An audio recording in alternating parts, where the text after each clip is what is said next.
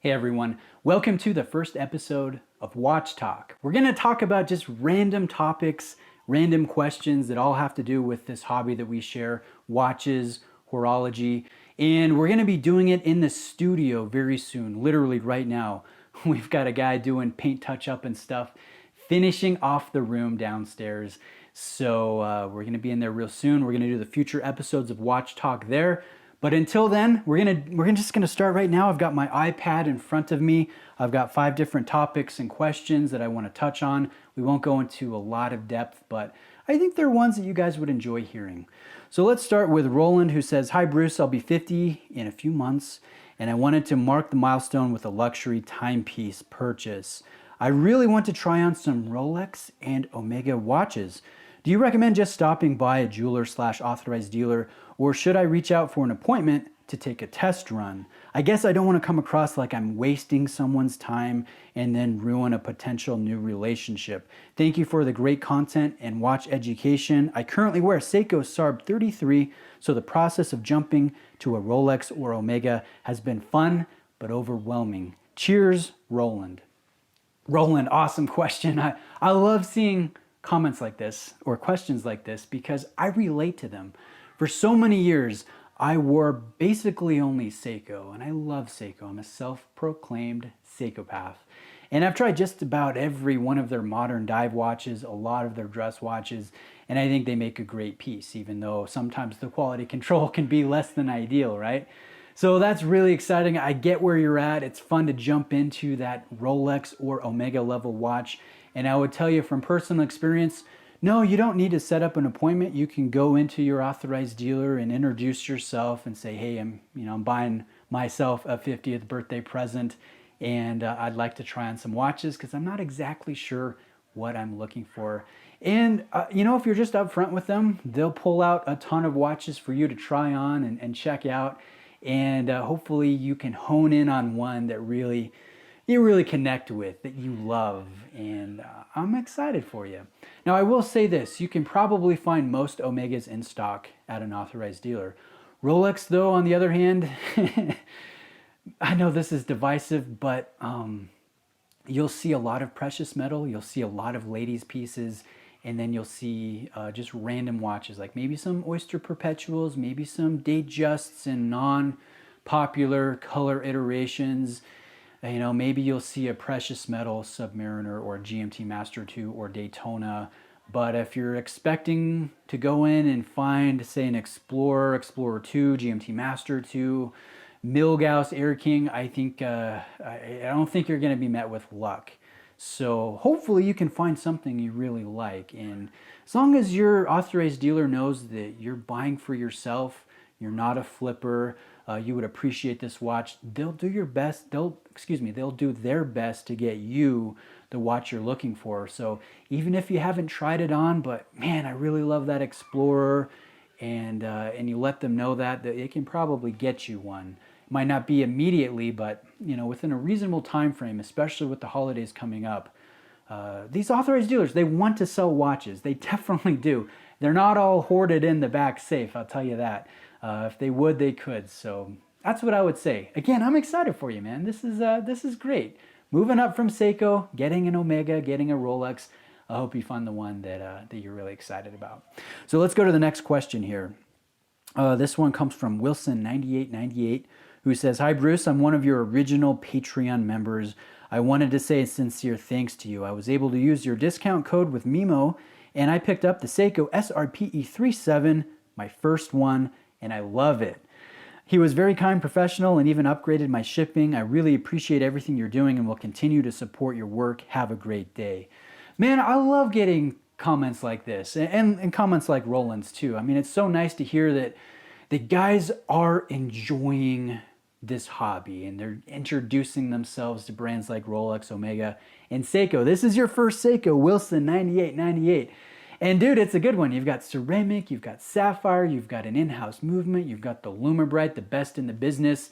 And this thing, the textured dial, the aggressive nature, linear nature of the case and design. I think this is awesome. So I'm glad you're happy. Welcome to a very large but very fun exclusive club of being a Seiko owner, being a Seikopath. So maybe this is the first of many. I know my first one, it was a slippery slope. And I've tried a ton over the years, ton of Seiko. It's a super fun brand. So thanks, man. I appreciate the message.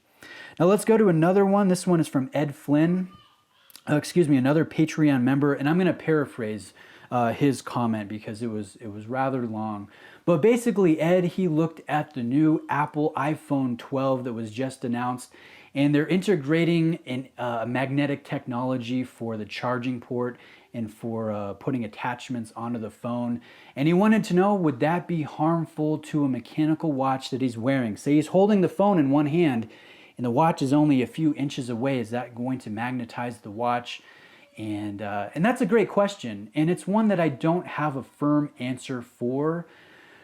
And here's why. I hate to not be helpful, but I've had weird experience with watches. Like I've owned watches that aren't necessarily anti-magnetic. They're a basic 4R from Seiko or a 6R from Seiko or a Solita. And you know, I'll go to the dentist, I'll get my mouth x-rayed, I'll travel, I'll go through the airport x-ray machine, I'll be around pretty large magnetic fields and it does nothing. And then I'll have other watches that I'm not even near anything that I'm worried about and it still gets magnetized. So it's hard to say because each watch acts a little bit differently. I've heard that a watch within a fairly robust case, like a dive watch, it's usually pretty safe from magnetic fields anyway, even without an iron Faraday shield or something like that. So I can't tell you exactly if your watch is going to be safe. I wouldn't imagine Apple's magnetic field to be more than, I don't know, about 50 Gauss. Most magnetic fields around us, from cell phones, from laptops, from monitors, subwoofers, refrigerator door closures, handbag closures and stuff, they're around 50 to 60 Gauss at the most. So I would estimate Apple's magnetic field for this new iPhone technology is probably going to be similar. I could not find any definite information from just a quick Google search. So if you're concerned, if you're worried, I would say get a watch that's either ISO 764, that's right. ISO 764 compliant, or you can get one that's overkill, like the new upcoming Oris Caliber 400 or an Omega that's resistant to 15,000 Gauss. Of course, Rolex, they're very anti-magnetic, any modern Rolex that you buy. So you could go peace of mind and get something overkill, but in the least, if you get something that's ISO 764 compliant, most Zens are, then it's going to be anti-magnetic to 4,800 amperes per meter or about 60 Gauss, which is, I think, just fine for everyday use. But yeah, that's what I would have for you. Sorry I'm not more helpful. I don't necessarily know the answer. So guys, if you know the amount of Gauss that magnetic field is, shout it out in the comments and maybe we can help each other out. So the next one comes from Tommy. Another one I'm going to paraphrase here. He says basically 4 years ago he was waiting tables at Olive Garden, but now he's really got a great trajectory in life. He now has a lucrative career in tech consulting. He's starting a new business right now, and he wants to buy a celebratory watch for just where he's gone in the past 4 years, which, you know, for 4 years, going from waiting tables of Olive Garden to starting businesses and having a lucrative career in the field that you're in, I mean, that's to be commended. So Tommy, dude, well done, man. That is awesome. That's amazing. You must have a great work ethic, and I respect that. So Tommy's looking at a couple watches. One of them is the Zenith Defy Classic, either the skeleton dial or the blue closed dial, and he wants to know which one of those two.